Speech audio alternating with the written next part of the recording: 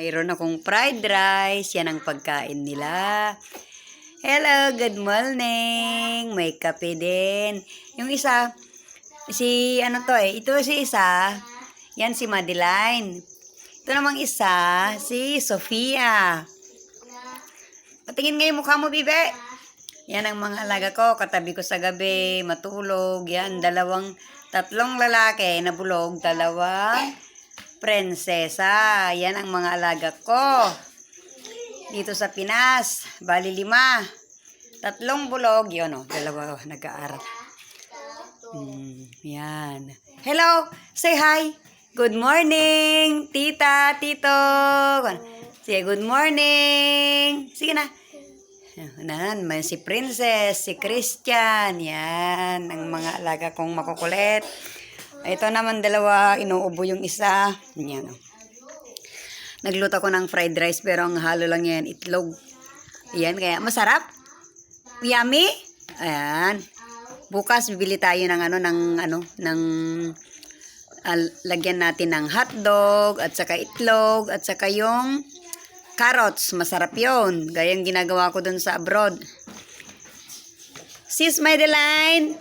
Hello. Good morning. Madeline. Yan naman si Sofia. Oh, ang galing nila mag-spoon po. Oh, ang bait ng mga alaga ko. Tingnan nyo, oh. Yan ang mga alaga ko katabi ko sa gabi. Yan. Dalawa na yan. Kaya hindi pa ako nakaayos ngayon ng higaan namin na malupit. Yan ang malupit na higaan namin. Sobrang gulo, di bale. Pero sumasakit na yung ulo ko. Kumobra na yung sinus ko na naman yan. With Milo. Wow! Milo everyday! Galing ng mga alaga ko. Ang laki ng tasa ni Celeste, oh. Sige na ako. Sige na. Mag-Milo na kayo. Anos lang. Anos. Yan, oh. Ang bait ng baby ko. Oh, wow, ang bait. Ganyan ang buhay mahirap. Buhay probinsya. Kailangan matuto tayong kumain ng isang putahe lang, di ba? Okay na yan. Thank you, Lord, sa blessing. Yan. O, tapos. Wow, nakisati kanin ni Cheryl.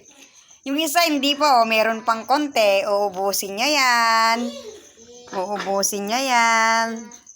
Yan, mamaya mag-cellphone ka na. Ilobat pa yung cellphone mo na isa.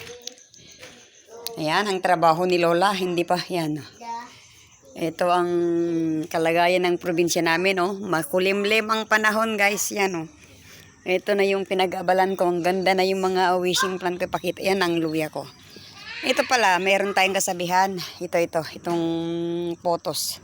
Kaya kung nag-alaga tayo ng potos na marami kang potos sa bahay, huwag mong gawin na yung gumagapang. Oh, tingnan niyo naman yan kung ano kayang halaman nito. Hindi naman fortune plant.